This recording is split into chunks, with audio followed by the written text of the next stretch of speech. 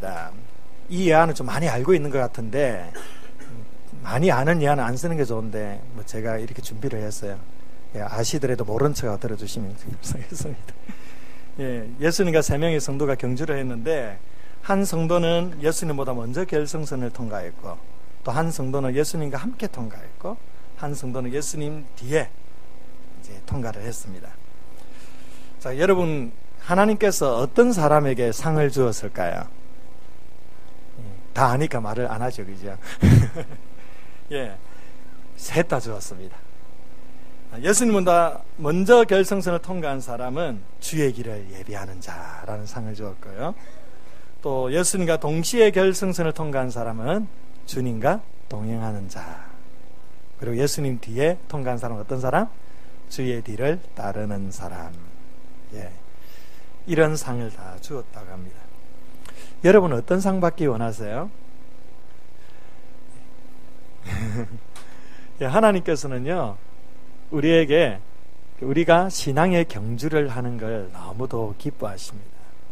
때로는 주의 길을 예비하는 자로, 때로는 주님과 동행하는 자로, 때로는 주의 길을 따르는 자로 최선을 다해 경주하는 그 경주자의 삶을 하나님께서 기뻐하시고 축복하세요. 경주를 끝까지 잘할 수 있는 비결은 다른 데 있지 않습니다. 처음 먹었던 마음, 그 초심을 끝까지 지키는 것으로 이 경주를 끝까지 잘 마무리할 수가 있는 겁니다. 이 텔레비전에 보면 가끔 이제 그 운동선수가 슬럼프에 빠져가지고 1년의 시즌을 망치다가 이제 그 다음 시즌에 이제 이르렀을 때 한 번씩 그런 선수 인터뷰를 해요. 앞으로의 각오라든지 이런 걸 인터뷰를 하는데 하나같이 하는 얘기가 그거예요. 자기가 초심을 잃었기 때문에, 처음에 그 마음을 잃었기 때문에 슬럼프에 빠졌다. 이제 초심을 회복해서 열심히 한 시즌을 뛰겠다. 그런 포부를 보통 얘기를 합니다. 모든 운동선수도 이 초심을 지키기 위해서 얼마나 노력하는지 몰라요.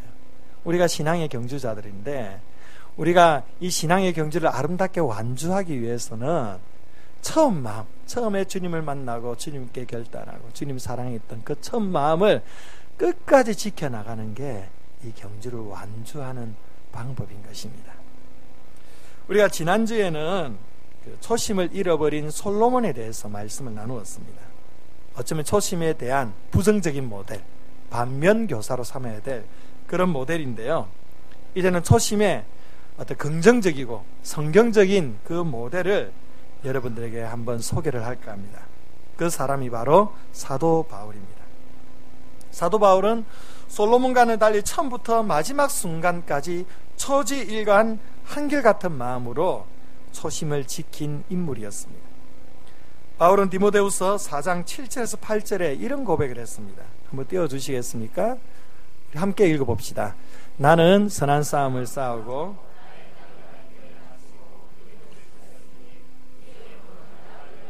의의 면류관이 예비되었으므로 의로우신 재판장이 그날이 내게 주실 것이며 내게만 아니라 주의 나타내심을 사모하는 모든 자에게 노니라. 무슨 말씀이죠? 초심을 끝까지 잘 지켜서 신앙의 경주를 잘 완주했다라는 겁니다. 우리 모두가 다 인생의 마지막 순간에 이렇게 바울처럼 하나님 앞에 떳떳하게 고백할 수 있다면 얼마나 좋겠습니까? 내가 선한 싸움을 싸우고 나의 달려갈 길을 마치고 내가 믿음을 지켰습니다.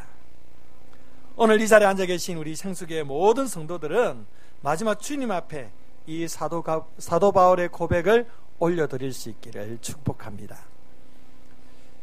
여러분, 바울이라고 해서 초심을 지키는데 어떤 어려움이 없었을까요?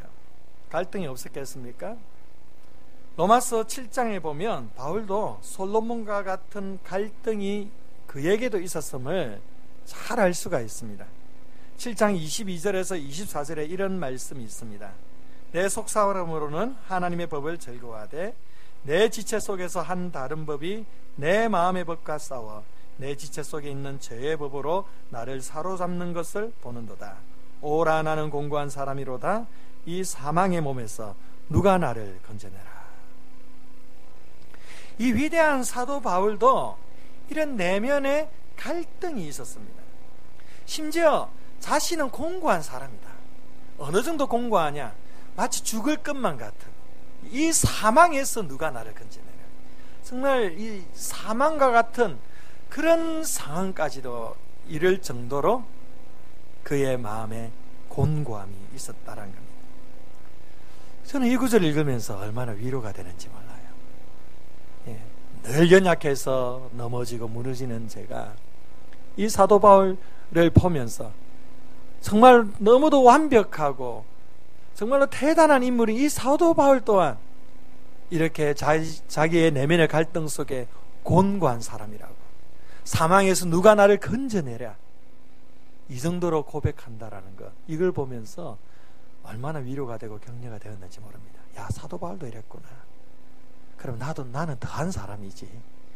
그래서 다시금 더 열심히 또 주를 위해 살아가고자 또 이렇게 마음의 결단을 하게 되지. 참 위로가 됩니다. 이 부분에 대해서 여러 학자들이 로마서 7장의 주인공이 누구인지에 대해 여러 견해들을 내놓았어요. 왜냐하면 사도 바울이 이런 심각한 갈등을 겪었다는 것이 납득하기 어려웠기 때문입니다. 크게 세 가지 견해가 있는데요. 첫 번째로는 비중생자의 갈등과 탄식이라고 보는 견해입니다. 이건 이 불신자들이 겪는 그 탄식이다, 내면의 갈등이다. 두 번째로는 율법을 가지고 있던 유대교 사람들의 갈등과 모순을 기르고 있다는 견해. 그리고 사도 바울이 유대인이었기 때문에 예수님 만나기 전에 그 유대인으로서의 율법주의자로서 있을 때 가졌던 갈등이었다, 이런 견해입니다. 세 번째로는 중생받은 그리스도인이 성령으로 살지 못할 때 나타나는 갈등과 실패를 고백하고 있다는 견해입니다. 즉 예수 믿는 사람들이 성령의 뜻에 순종하지 못해서 갈등하는 부분들이다. 이 견해 중에 어떤 견해가 맞을까요? 바로 세 번째 견해가 타당한 견해라고 볼 수가 있습니다. 왜냐하면 이 세 번째 견해가 그 본문의 전후 문맥을 살펴보면 자연스러운 해석이고, 그리고 우리가 실제 공감하는 내용이에요. 실제 이 그 사도 바울이 겪는 이 내면의 갈등을 우리가 함께 공감하는 내용이기 때문에 세 번째 견해라고 볼 수가 있습니다. 우리가 중생받은 그리스도인이 되었다는 것은 우리 안에 성령이 내주하신다라는 겁니다. 그런데 우리 안에 여전히 육신의 유혹과 또한 육신의 그 도전이 항상 남아있는 거예요. 이것이 우리 안에 갈등의 원인이 됩니다.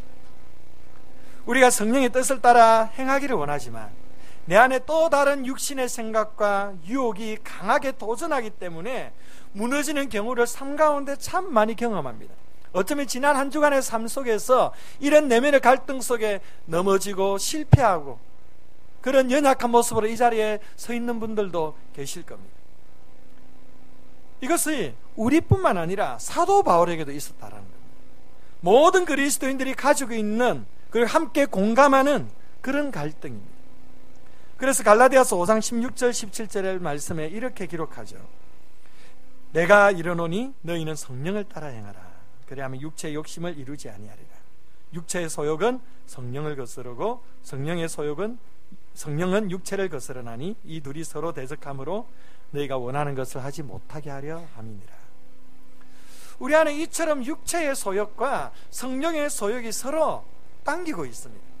이 육체적인 소욕을 성령의 능력으로 이기는 경우도 있지만 때로는 실패하는 경우도 많이 있습니다. 이것이 우리 내면에 일어나는 전쟁이고 싸움입니다. 우리가 신앙의 초심을 잃어버리는 이유가 무엇입니까? 바로 육신에게 져서 성령을 거스르는 삶을 살기 때문입니다. 사도 바울은 이 내면의 갈등 속에서 그래도 성령의 능력으로 육체의 소욕을 이겨나갔기 때문에 이 처음 마음, 초심을 지켜나갈 수가 있었던 것입니다. 또한 사도 바울에게 이러한 내적인 갈등뿐만 아니라 외부적인 핍박과 고난도 있었습니다. 그는 복음 전하는 것 때문에 숱한 고난을 겪어야 했습니다. 고린도후서 11장 23절에서 28절 말씀에 구체적으로 자신의 고난에 대해 아주 장황하게 소개를 해줍니다. 제가 한번 읽어드릴게요. 그들이 그리스도인의 일꾼이냐 정신없는 말을 하거니와 나는 더욱 그러하도다. 내가 수고를 넘치도록 하고 옥에 갇히기도 더 많이 하고 매도 수없이 맞고 여러 번 죽을 뻔하였으니 유대인들에게 40에서 하나 감한매를 5번 맞았으며 3번 태장으로 맞고 1번 돌로 맞고 3번 파선하고 일주야를 깊은 바다에서 지냈으며 여러 번 여행하면서 강의 위험과 강도의 위험과 동족의 위험과 이방인의 위험과 시내의 위험과 광야의 위험과 바다의 위험과 거짓 형제 중의 위험을 당하고 또 수고하며 애쓰고 여러 번 자지 못하고 줄이며 목마르고 여러 번 굶고 춥고 헐벗으노라. 이 외에 일은 고사하고 아직도 날마다 내 속에 눌리는 일이 있으니 곧 모든 교회를 위하여 염려하는 것이라. 얼마나 사도 바울이 정말 고달픈 생을 살았습니다. 옥에 갇히게 됐고요, 매도 수도 없이 맞았고 상상하기조차 힘든 엄청난 고난을 겪어야 했습니다. 이런 외부적인 핍박 외에도 28절 마지막에 교회를 위하여 염려하는 마음에 항상 마음이 눌려 있었다는 거예요. 하루도 편할 날이 없었다라는 거예요. 저는 이 말씀, 이 마지막 절 말씀이 담임 목사로서, 목회자로서 굉장히 제 마음에 감동이 되고 울림이 와요. 교회를 위한 그 염려, 교회를 위한 그 마음에 마음이 짓눌렸다. 너무너무 도전이 돼요. 이게 목회자의 마음인 것 같아요. 저도 이 목회자의 마음, 이 바울의 이 마음처럼 교회를 항상 생각하고 교회를 항상 염려하고 그 교회를 염려하는 그 마음이 너무도 커서 좀 눌리는 그런 목양자가 되었으면 좋겠다라는 생각이 들었어요. 아직까지는 조금 안 되는 것 같아요. 그렇게 잘 하나님의 은혜 가운데 이런 교회를 향한 염려로 내 마음이 늘 눌릴 정도로 그렇게 교회를 생각하는 목양의 삶을 살아야 되겠구나. 오늘 이 말씀으로 제가 많은 은혜를 받았었어요. 교회사적으로 보면요, 이 외부적인 핍박에 굴하지 않고 믿음을 지킨 존귀한 사람들이 참 많이 있죠. 반면에 핍박 때문에 신앙을 버린 사람들도 참 많이 있습니다. 아니, 어쩌면요 훨씬 더 많습니다. 이러한 내면의 갈등과 외부적인 핍박 속에서도 바울은 흔들림 없이 자신의 초심을 지키며 마지막까지 믿음의 선한 싸움을 살았습니다. 사도 바울이 이렇게 초심을 끝까지 잘 지켰다면 우리 또한요 잘 지켜나갈 수 있으리라 믿습니다. 왜냐하면 바로 사도 바울의 하나님이 저와 여러분의 하나님이시기 때문입니다. 그렇다면 사도 바울이 초심을 지킬 수 있었던 비결은 무엇일까요? 오늘 본문에서 우리에게 잘 말씀해 줍니다. 우리 14절 말씀을 보겠습니다. 14절 함께 읽습니다. 시작.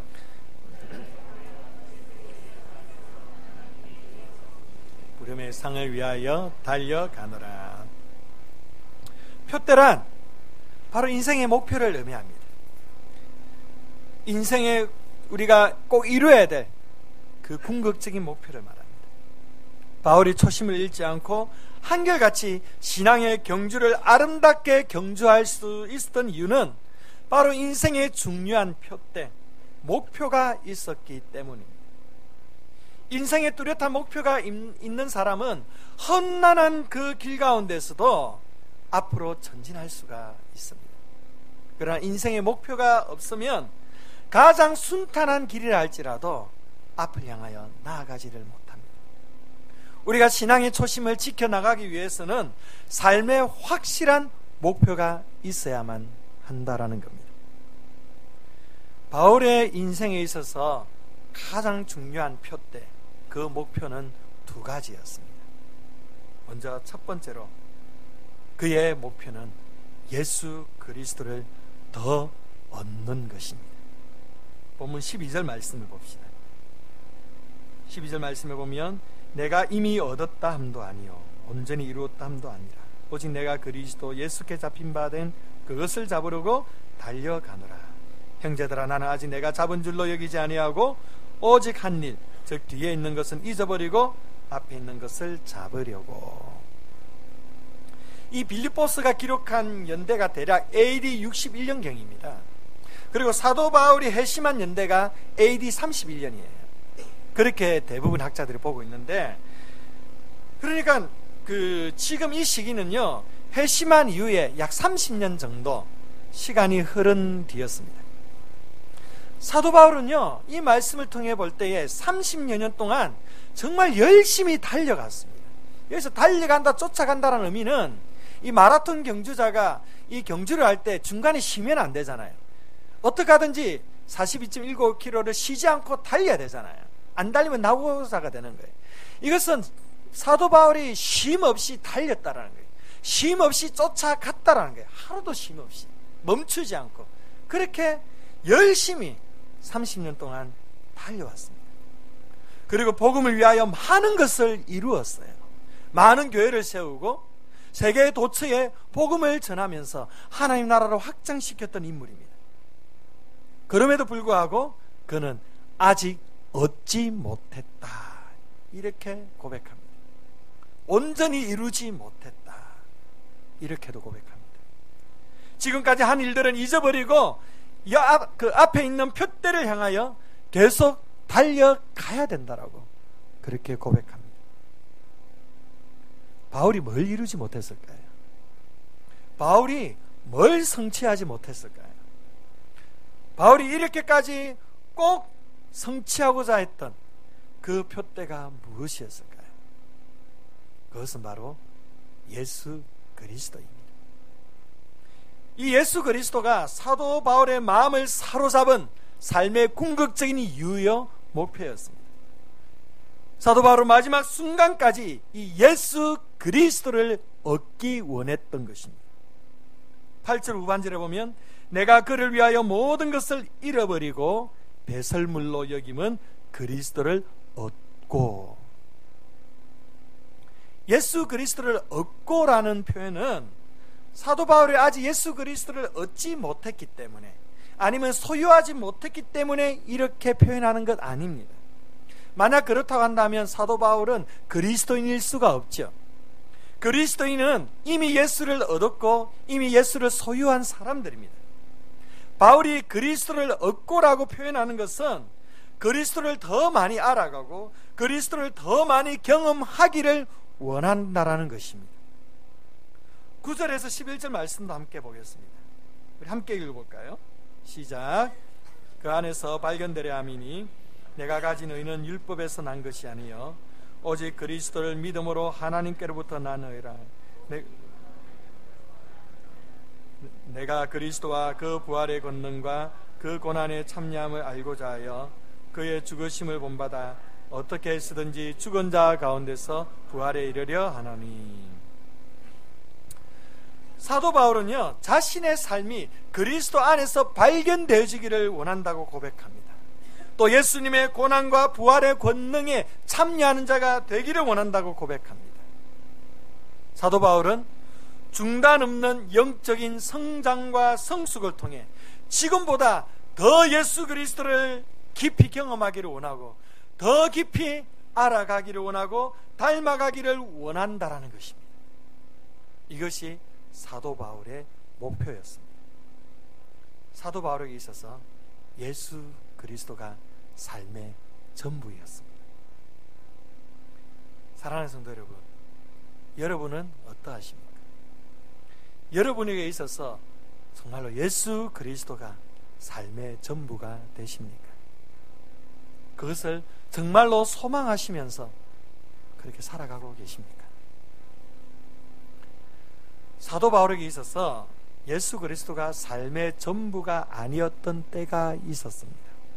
육체를 더욱 신뢰하고 자랑하던 때가 있었던 것입니다.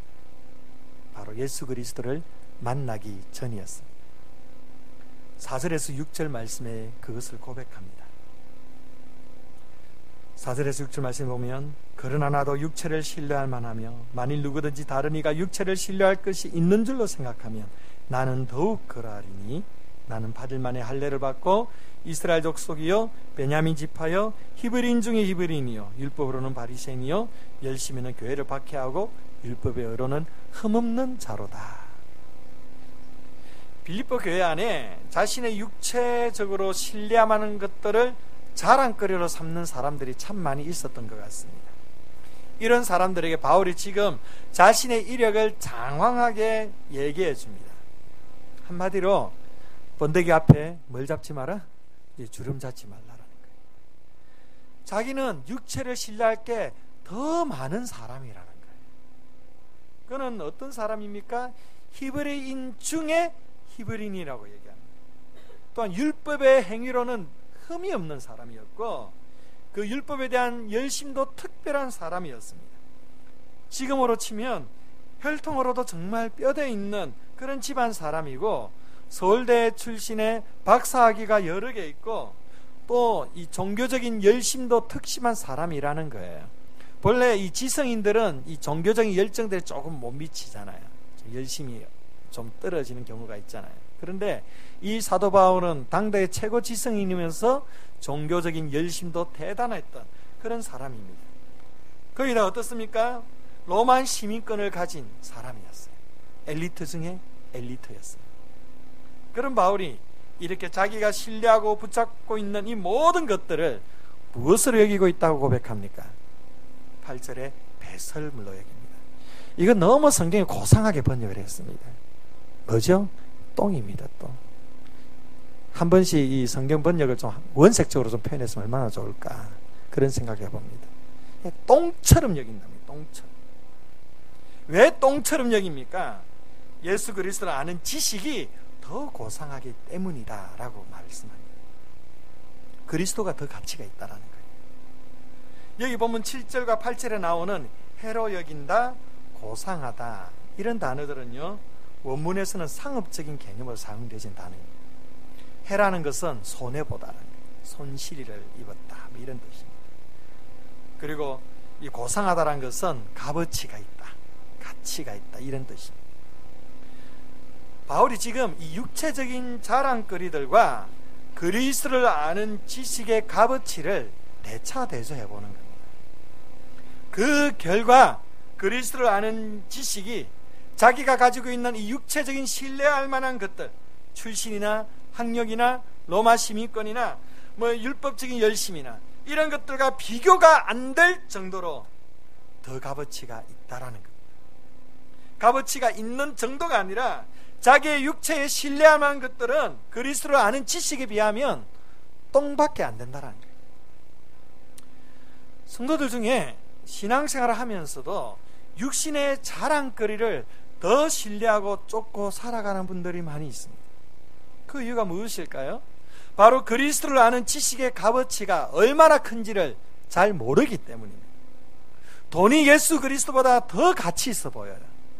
세상적인 명예와 지위가 더 가치 있어 보입니다. 우리 자녀들이 좋은 대학 가고 좋은 직장 들어가고 좋은 배우자 만나는 것이 예수 그리스도보다 더 가치 있어 보여요. 물론 이런 것들도 인생에 살아감에 있어서 참 소중하고 가치 있고 중요한 것입니다. 이런 것 없이는 살아갈 수가 없어요. 필요한 것입니다. 그러나 예수님보다 더 가치 있지는 않습니다.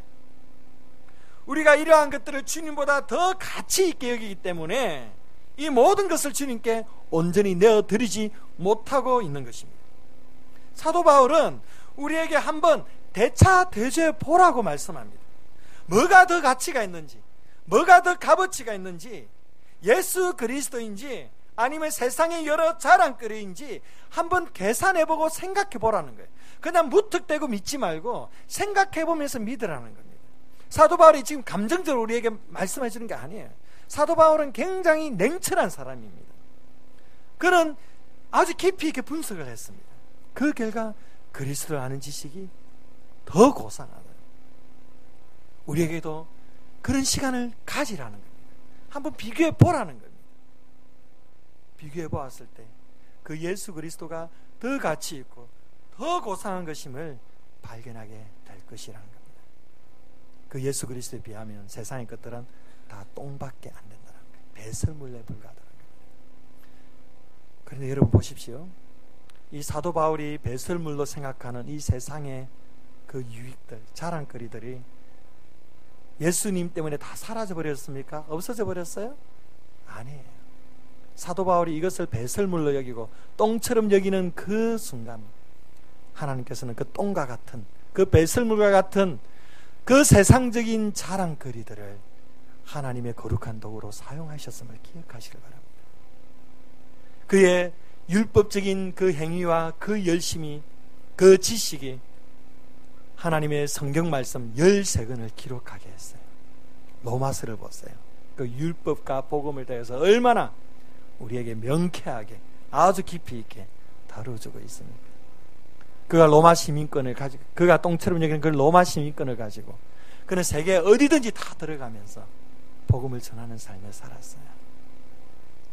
여러분, 여러분들이 지금 자랑거리로 삼고 있는 세상적인 그 것들을 예수 그리스도보다 더 가치 있게 여긴다면 한낱 의미 없이 다 사라지고 지나가게 될 것입니다. 그러나 그 모든 것들보다 더 예수 그리스도가 가치 있음을 믿고 그 예수 그리스도 앞에 다 내려놓으실 때 그 모든 것들이 하나님의 거룩한 도구로 아름답게 사용되어질 것입니다. 여러분, 어떤 삶을 살기를 원하십니까? 예수 그리스도를 아는 지식의 고상함을 더 많이 느낄 수 있기를 바랍니다. 우리가 정말 잘못 생각하는 게 있어요. 신앙생활을 하면서 뭔가 자기의 것을 어떤 포기하는 일이 생기지 않습니까? 예를 든다면 주일 성수를 위해서 가족 여행을 포기한다든지, 또 소그룹 순장을 섬기기 위해서 어떤 그 중요한 모임, 개모임이나 뭐 어떤 등산 모임 뭐 이런 것들을 포기한다든지, 교회 사역을 위해 직장의 회식 모임에 좀 빠져야 된다든지, 이런 일들을 겪을 때에 우리는 이것을 희생이라고 생각합니다. 희생. 예수님 때문에 내 시간도 희생했고 내 물질도 희생했고 또 많은 것들을 희생했다, 이렇게 생각하는 성도들이 가끔 있는 것 같아요. 생수교회는 아직 보지를 못했습니다. 여러분, 이게 희생일까요? 마태복음 13장에 천국 비유 중에 감추인 보화 비유가 나옵니다. 어떤 사람이 밭에 감추인 그 보화를 발견을 했어요. 그리고 너무도 기뻐서 그것을 숨긴 다음에 자신의 전 재산을 다 털어서 그 밭을 샀습니다. 그리고 그 보화를 차지합니다. 자, 봅시다. 이 농부가 자신의 그 모든 재산을 판 것이 이 사람에게 희생입니까? 아니면 투자입니까? 당연히 투자죠. 제 아내 이름이 이영주입니다. 나름 괜찮은 여인이에요. 저는 이 이영주라는 자매와 98년도에 만나가지고 2001년도에 결혼을 했습니다. 제가 제 아내 이영주라는 자매를 만났다는 게 뭘 의미하는지 아세요? 그것은 이 지구상에 있는 수십억의 자매들을 다 포기했다라는 거예요. 한 적어도 30억 이상의 자매들을 저는 깨끗이 다 포기를 했습니다. 한 사람도 남겨두지 않고 다 포기를 했습니다. 여러분들도 마찬가지죠. 얼마나 대단한 헌신인지 모릅니다. 한 사람 만난다라는 거. 이게 포기 안 되면 심각해지지 않습니까? 예, 다 포기했어요. 제가 저의 아내를 얻기 위해 다른 자매들을 다 포기했는데 저는 이걸 희생이라고 말하지 않습니다. 뭡니까? 대가 지불이에요. 투자입니다. 물론 이 수십억의 자매들은 저에 대해서 알지도 못하고 관심도 없습니다. 그냥 제가 그렇게 생각을 하는 거예요. 우리가 주님 앞에 드리는 모든 것은 사실 희생이 아닙니다. 그리스도를 얻고자 하는 삶의 투자요, 대가입니다. 바울은 바로 여기에 자신의 인생을 건 것입니다. 자신의 모든 것을 다 배설물로 똥처럼 여기면서까지 예수 그리스도를 얻고자 했던 것입니다. 그렇다면 이 그리스도를 아는 지식이 우리 삶 가운데 왜 목표가 되어야 합니까? 바로 그리스도 안에 모든 것이 다 들어있기 때문입니다. 그리스도를 아는 지식이 세상의 모든 것보다 유익합니다. 하나님께서는 그리스도 한 분 안에 우리에게 주실 그 축복들 모두를 다 담아서 보내주셨기 때문입니다. 그래서 바울은 8절 9절에서 그리스도를 얻고 그 안에서 발견되는 것이 그의 유일한 목표요 소망임을 말씀하고 있는 것입니다. 이것이 바로 사도 바울이 초심을 잃어버리지 않은 이유였습니다. 사랑하는 성도 여러분, 그리스도를 더 얻고자 하는 바울의 이 표대가 저와 여러분의 표대가 되어야 될 줄 믿습니다. 우리 또한 바울처럼 주님 오시는 그날까지 그리스도를 아는 지식으로 중단 없는 영적인 성장과 성숙을 이루어야 하는 것입니다. 신앙생활을 오래 하면 할수록 자기 자신의 신앙의 수준에 만족하는 분들이 가끔 있습니다. 교회를 오래 다녔고 열심히 봉사도 하고 성경 지식을 많이 가지고 있기 때문에 자기 스스로 이 정도면 그래도 나름 괜찮은 신앙이다, 이렇게 생각하는 성도들이 있다라는 겁니다. 그러나 이런 생각을 가지는 그 순간부터 우리의 영적인 성장은 멈추게 됩니다.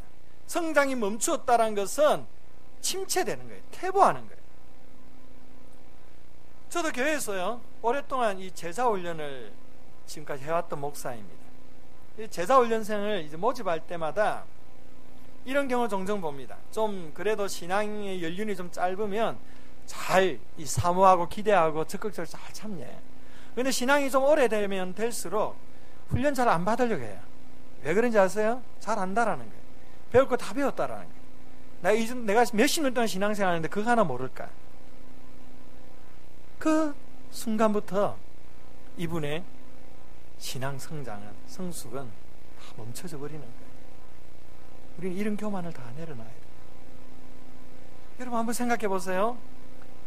바울만큼 하나님을 아는 지식이 충만한 사람이 이 세상에 어디에 있습니까? 그가 기록한 로마서를 보세요. 얼마나 신학적인 깊이가 있는지 몰라요. 아무리 전 세계적으로 탁월한 신학자라 할지라도 지금까지 바울 신학을 뛰어넘은 사람은 아무도 없습니다. 그 정도로 탁월한 신학자였어요. 또 바울은 천국의 삼층천까지 경험했던, 영적으로도 놀라운 신비를 경험했던 사람입니다. 그런 바울이 뭐라고 합니까? 내가 이미 얻었담도 아니에요. 온전히 이루었담도 아니라 오직 내가 예수 그리스도께 잡힌 바 된 그것을 잡으려고 쫓아가노라. 무슨 말입니까? 아직 멀었다라는 거예요. 이 정도 가지고는 내가 만족 못한다라는 겁니다. 주님을 더 깊이 알아가기 위해, 주님을 더 깊이 경험하기 위해, 더 성장하기 위해 지금보다 더 열심히 몸부림치겠다라는 것입니다. 바울도 아직 멀었다고 생각하고 이렇게 자신의 영적인 성장을 위해 몸부림치고 있는데 우리는 어느 정도로 노력해야 되겠습니까? 항상 무사안일하게 10년을 한 직장에서 지낸 사람이 있었습니다. 이 사람은 창의력을 전혀 발휘하지 않고 주어진 일에 적당히 대처하면서 직장에서 지냈어요. 이런 소극적이고 불성실한 그 태도로 인해서 이 사람은 승진에서 계속 밀려납니다. 그는 회사 고위 간부에게 하소연을 늘어놓습니다. 그래도 내게는 10년간의 경험이 있지 않습니까? 그래서 그 간부가 정색을 하며 말합니다. 바로 그 점이 당신의 문제입니다. 당신은 한 해의 경험을 10회나 반복했을 뿐이지 달라진 것 하나도 없습니다. 이 모습이 혹시 하나님 앞에서 서 있는 우리의 모습은 아닙니까? 몇십 년 동안 믿었어도 달라진 것이 없다면 하나님께서 우리에게 뭐라고 말씀하시겠습니까? 맥스 루케이더 목사님이라는 분이 있습니다. 그의 책 예수님처럼에서 이런 글을 적었어요. 하나님은 당신의 있는 모습 그대로를 사랑하신다. 그러나 그대로 두시지 않는다. 하나님은 당신이 자라기를 원하신다. 하나님은 우리 있는 모습 그대로 사랑하세요. 그러니까 찢겨져 있는 모습, 연약하게 있는 그 모습, 좀 모난 성격, 모난 성품, 모난 인격, 다 똑같은 말입니까? 그 있는 모습 그대로를 하나님은 그냥 사랑하세요. 무조건적으로 사랑하세요. 그런데 그냥 그 모습으로 머물지 않기를 원하십니다.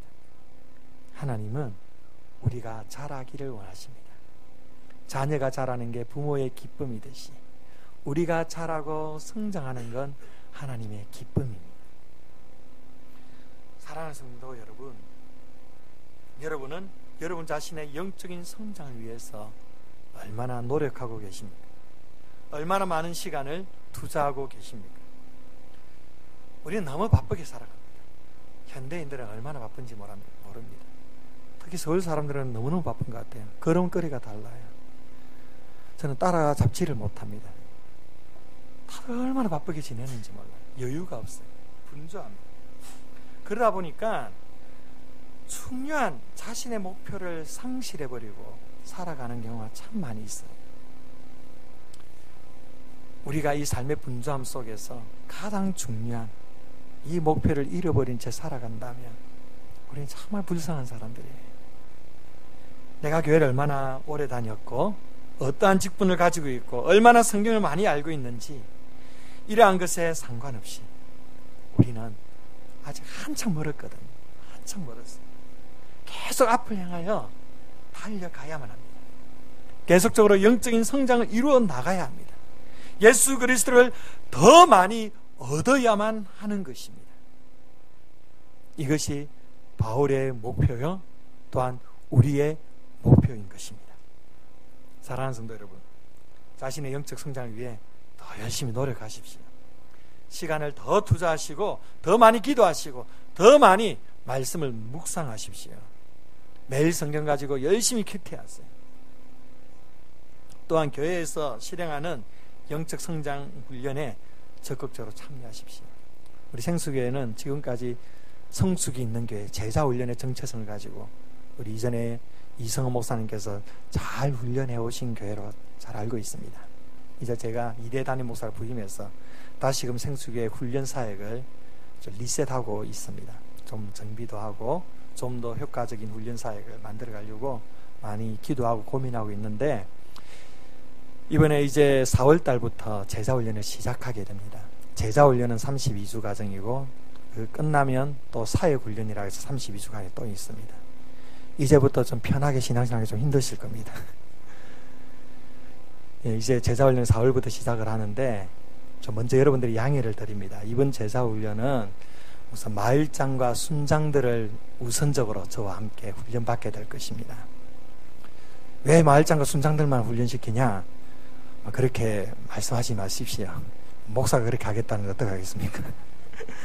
예, 그런 이유가 있습니다. 마을장과 순장들이 먼저 훈련되어져야 됩니다. 그리고 저와 함께 비전과 또 여러 가지 사역을 향한 어떤 밑그림들과 이런 모든 것들을 함께 훈련을 통하여 공유해야 되고요. 그리고 그러면서 우리 마을장과 순장들이 저와 하나 되어서 이제 사역의 동력자로 아름답게 서야 하기 때문에, 물론 그것 자체가 목표이기 때문에 제자훈련을 하는 게 아니에요. 예수 그리스도의 제자로 그리스도를 담기 위해서 하는 훈련입니다. 우선적으로 마을장과 순장들을 먼저 훈련을 하게 될 것입니다. 마을장과 순장들을 훈련하는데도 지금 숫자가 너무 많아가지고 고민이 좀 많긴 해요. 어떻게 세팅을 해야 될까, 그런 고민을 좀 많이 하고 있는데, 어쨌든 그렇게 시작하게 될 겁니다. 다른 분들은 1년 동안 사모하면서 기다리시고 1년 후에 제가 또 훈련을 시킬 겁니다. 우리 교회는 이것뿐만 아니에요. 이제 청지기 학교도 광고가 나갔지만 이제 시작할 겁니다. 청지기 학교는 우리 이성호 목사님께서 감당하실 겁니다. 이 목사님 청지기 학교 그것을 기록자로 표현이 맞는 겁니까? 저자고, 그리고 또 아주 탁월한 또 교사지 않습니까? 그래서 이성 목사님이랑 말씀을 나누고 청지기 학교는 목사님께서 계속 맡아주시기를 그렇게 했습니다. 청지기 학교는 대부분 다 받으신 줄 아는데 아직 받지 못하신 분들은 오늘 더 신청을 하세요. 그래서 이 목사님이 우리 교회 오셔서 하지는 못해요. 그렇게 하시지 않겠다고 하셔서 애꿈 선교회에서 거기서 훈련을 하게 될 겁니다. 평촌이니까 조금 그렇게 멀지 않죠. 같은 서울권 아니니까. 그런데 다 투자를 하셔야 돼요. 대가를 지불하셔야 됩니다. 그래서 청지기학교 훈련 받지 못한 분들은 오늘 청지기학교 꼭 신청해서 훈련도 받으시고요. 또 우리 기독교 교리학교도 있죠. 또 앞으로 여러 가지 훈련들을 좀 세팅해 나가면서 우리 생수교 성도들은 한 사람도 빠짐없이 훈련에 다 인벌브돼서 다 열심히 말씀으로 훈련받는 그런 교회로 만들어 가려고 합니다. 여러분 여기에 적극적으로 뛰어드시길 바랍니다. 신앙생활 편하려고 하면요, 그게 편한 게 아니에요. 그냥 훈련되어져서 성숙해야 신앙생활이 편안한 거예요. 이 훈련에 많이 뛰어들 수 있기를 바랍니다. 그래서 하나님께서 기뻐하시는 영적인 수준에 이르기까지 열심히 달려갈 수 있는 우리 사랑하는 성도님들 될 수 있기를 바랍니다. 두 번째로 바울의 목표가 있습니다. 그것은 이방인의 복음화였습니다. 에베소서 3장 6절에서 7절 말씀을 보면요, 이런 말씀 있죠. 우리 함께 읽어볼까요? 시작.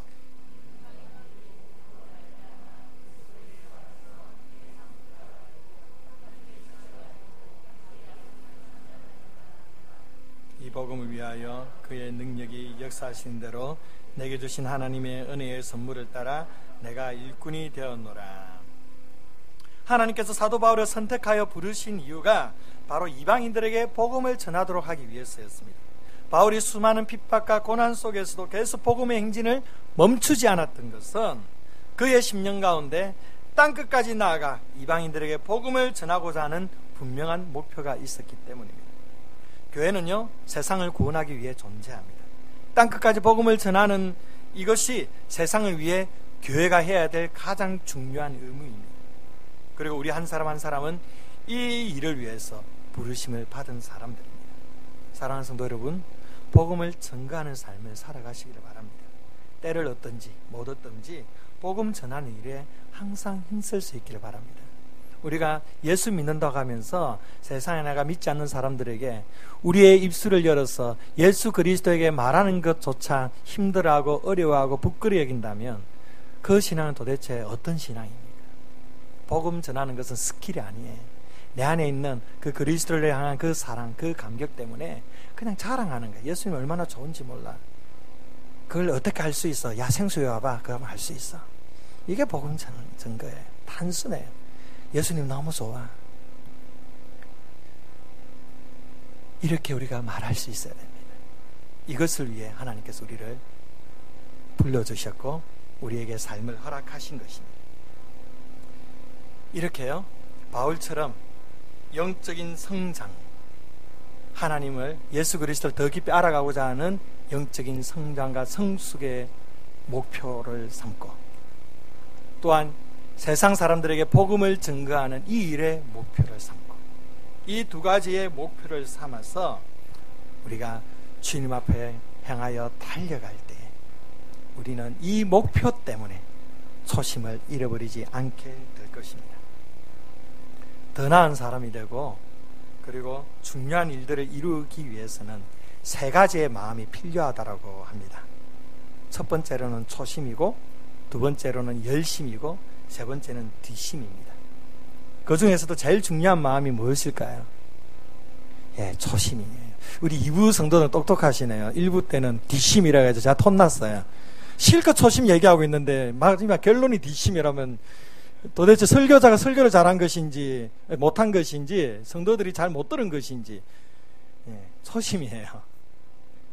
왜냐하면 이 초심 속에 열심과 뒷심이 담겨있기 때문입니다. 사랑하는 성도 여러분, 솔로몬처럼 초심을 버리는 자가 되기를 원하십니까? 아니면 바울처럼 하나님 앞에 처지일관의 삶을 살기를 원하십니까? 말할 것도 없이 여러분 모두는 다 바울과 같은 처지일관, 초심을 지키는 삶을 살기를 원하실 것입니다. 우리 모두 사도 바울의 목표를 나의 목표로 삼아 그리스도를 아는 지식으로 중단 없는 영적인 성장을 이루고 믿지 않는 세상 사람들에게 복음을 증거함으로 신앙의 초심을 온전히 지켜나감으로 우리의 삶의 마지막 순간에 사도 바울처럼 나는 선한 싸움을 싸우고 나의 달려갈 길을 마치고 내 믿음을 지켰으니 이렇게 고백할 수 있는 저와 여러분 될 수 있기를 주의 이름으로 축원드립니다. 우리 함께 찬양하고 기도하는 시간 가지겠습니다. 말씀 생각하면서 360장